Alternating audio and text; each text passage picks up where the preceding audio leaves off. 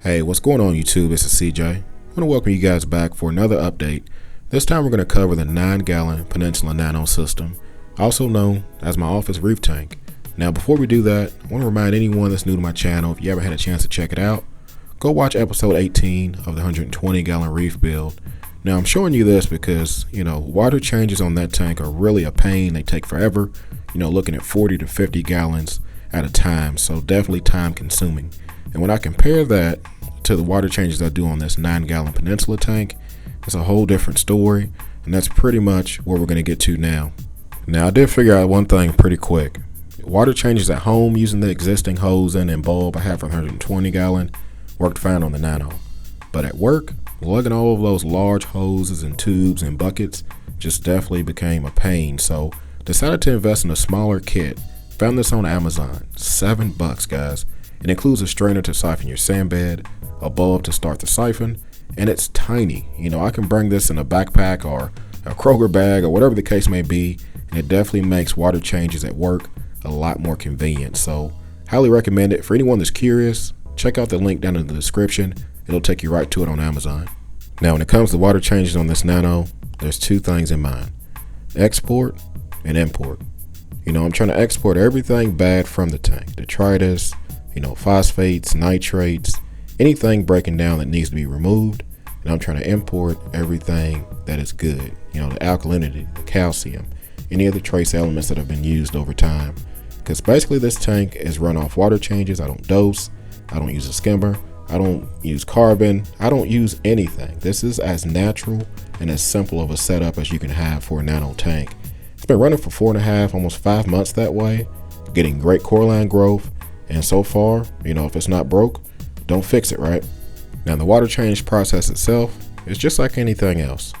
Start the siphon, remove the water, and replace the water.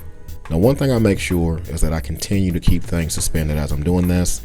And I also make sure that in this system, I don't overdo it, meaning I'm not actually siphoning the entire sand bed, because believe it or not, I have a pretty substantial amount of microfauna in this tank, copepods, amphipods, bacteria. Everything that's keeping it balanced naturally is living in that substrate and the rock, so I don't want to overdo it.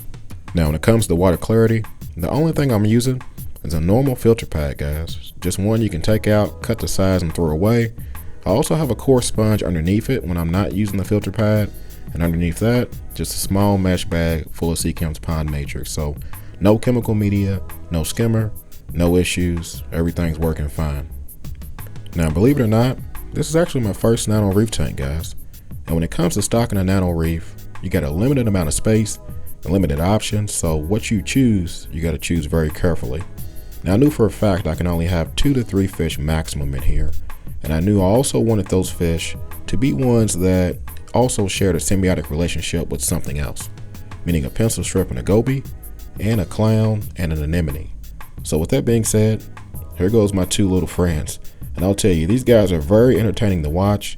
It's a prawn goby and a tiger pistol shrimp. Now they work tirelessly, building the burrow. The pistol shrimp always digging, always rearranging things, and the goby's always keeping an eye out. It's very interesting. You'll actually see the goby flick his tail to alert and warn the pistol shrimp whenever I'm getting close to the tank, so they both can retreat together. So definitely highly recommend these guys if you have a Nano, small space, or even a bigger tank, so that way you can actually enjoy them and watch them go to work. Now the original fish I started with is going to be this maroon clownfish. Now if you guys have been following my channel, you may actually remember this guy from the JBJ. This guy has been with me for the last 2.5, almost 3 years at this point. Definitely has a lot of personality, a lot of attitude, and he loves to be hosted by anemones. Now the anemone he's in right now is a rainbow anemone, and I also have what's left of a rose bubble tip anemone here as well. So he definitely enjoys sleeping in it, playing in it, and will definitely defend it versus any turkey baster or any finger in the tank. So definitely a joy to watch. Highly recommend this for a Nano system as well. I've been in this hobby long enough to know some things are just maybe not meant to be. In this case, this is what's left of my McCosker flasher wrasse you guys seen earlier in the videos. Don't know what happened. He was eating, he was swimming, everything was okay. Then all of a sudden came back to work after a weekend off, and I find his skeleton in the tank. Now the good news is, that means my cleanup crew is adequate. You know, the shrimps and the Cyrus snails, the hermit crabs, they made pretty quick work of this guy. The bad news is I don't have that third fish, so if you guys got any suggestions, definitely drop it down below. You know, I'm thinking maybe something more aggressive, 6-line Wrasse, some kind of Wrasse, maybe a damsel, I'm not sure.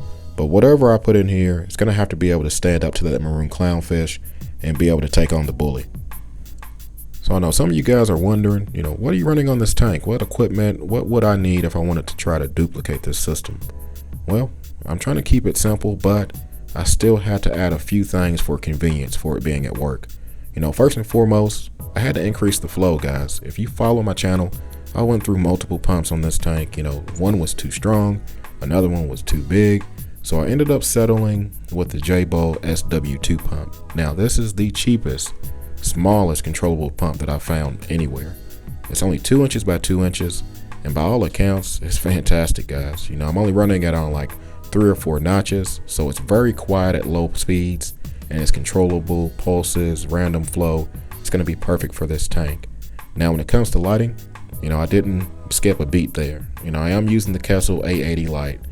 And I also have the Kessil A controller. Now I just picked this one up for a fellow subscriber. Shout out to Nigel. I appreciate you sending this to me. It's definitely going to make things very convenient at work, being able to, you know, have the lights on longer at a lower intensity, having them ramp up, ramp down, still playing with it, but tons of potential. Now when it comes to auto top offs, still using my JBJ ATO top off times aqua lifter pump, and just a gallon jug of water for my reservoir at this point. And for heater, I do have a Finnex 100-watt heater. So that's it, guys. That's pretty much all the equipment I have running on this tank. Very simple, you know, straight to the point. And at this point, you know, nothing else I really need. So what's going to be next for the reef? Well, first and foremost, probably going to invest in some kind of scraper, something to help get this hard, you know, algae off the glass, because I definitely want to make sure I can look at the tank. And after that, just looking for choice pieces of corals. You know, I already have an idea in my mind of how I want it to look, you know, involving maybe a gold torch, candy cane corals, some GSP, you know, some Duncan corals, some kind of pallies. Definitely easy to keep, but colorful. So, you know, this tank has tons of potential, and I want to make sure I honor the way the scape looks, but also don't get myself in trouble when it comes to being able to maintain it. So lots of updates to come on this Nano. Hopefully you guys enjoyed this quick update. And as always, hey, you guys can like, comment, subscribe. You guys keep doing what y'all do. Y'all be easy and happy reefing.